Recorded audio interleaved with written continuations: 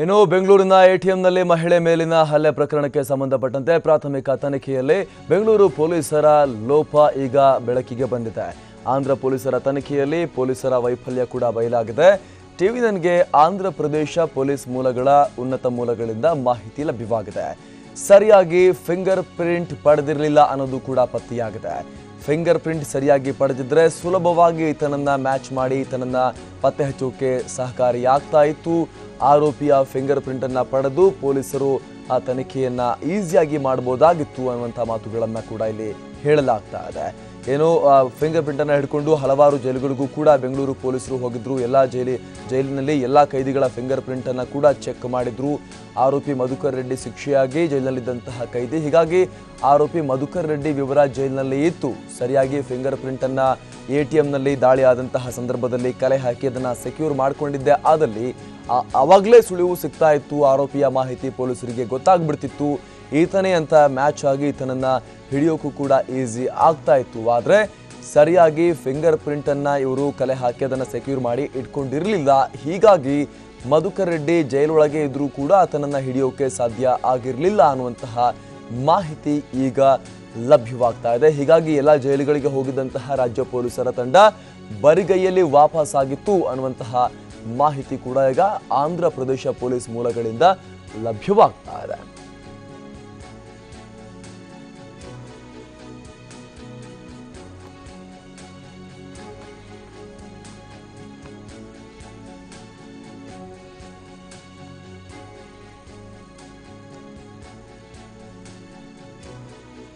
ಬೆಂಗಳೂರಿನಲ್ಲಿ ಎಟಿಎಂ ಮೇಲೆ ಹಲ್ಲೆ ಆದಂತಹ ಸಂದರ್ಭದಲ್ಲಿ ಆತನ ಮುಖಚಹರೆ ಸಂಪೂರ್ಣವಾಗಿ ಕ್ಯಾಮೆರಾ ಕಣ್ಣಲ್ಲಿ ಸರಿಯಾಗಿತ್ತು. ಆದರೆ ಇಲ್ಲಿರುವಂತಹ ಪ್ರಶ್ನೆ, ಆತನ ಫಿಂಗರ್ ಪ್ರಿಂಟ್ ಅನ್ನ ಪಡೆದಿದ್ರ ಪೊಲೀಸರು ಅನ್ನುವಂಥದ್ದು. ಯಾಕಂದ್ರೆ ಆತ ಒಳಗೆ ಬಂದಾಗ ಎಟಿಎಂ ಒಳಗೆ ಬರುವಾಗ ಹೋಗುವಾಗ ಸಾಕಷ್ಟು ಕಡೆಯಲ್ಲಿ ಕೈಯನ್ನ ಉರಿದ್ದ. ಹೀಗಾಗಿ ಆತನ ಫಿಂಗರ್ ಪ್ರಿಂಟ್ ಸರಿಯಾಗಿ ರೆಕಾರ್ಡ್ ಆಗಿರುತ್ತೆ.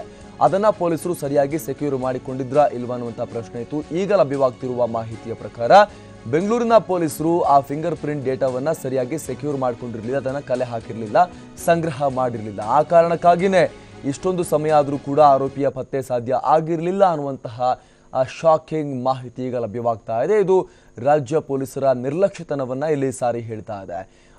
ಆತನ ಫಿಂಗರ್ ಪ್ರಿಂಟ್ ಡೇಟಾವನ್ನ ಹಿಡ್ಕೊಂಡು ರಾಜ್ಯ ಪೊಲೀಸರು ಎಲ್ಲ ಜೈಲುಗಳಿಗೂ ಕೂಡ ಓಡಾಡಿದ್ರು. ಆಂಧ್ರ ಪ್ರದೇಶದಲ್ಲಿ ಅಲ್ಲಿದ್ದಂತಹ ಕೈದಿಗಳ ಫಿಂಗರ್ ಪ್ರಿಂಟ್ ಡೇಟಾದೊಂದಿಗೆ ಮ್ಯಾಚ್ ಮಾಡಿ ನೋಡಿದ್ರು.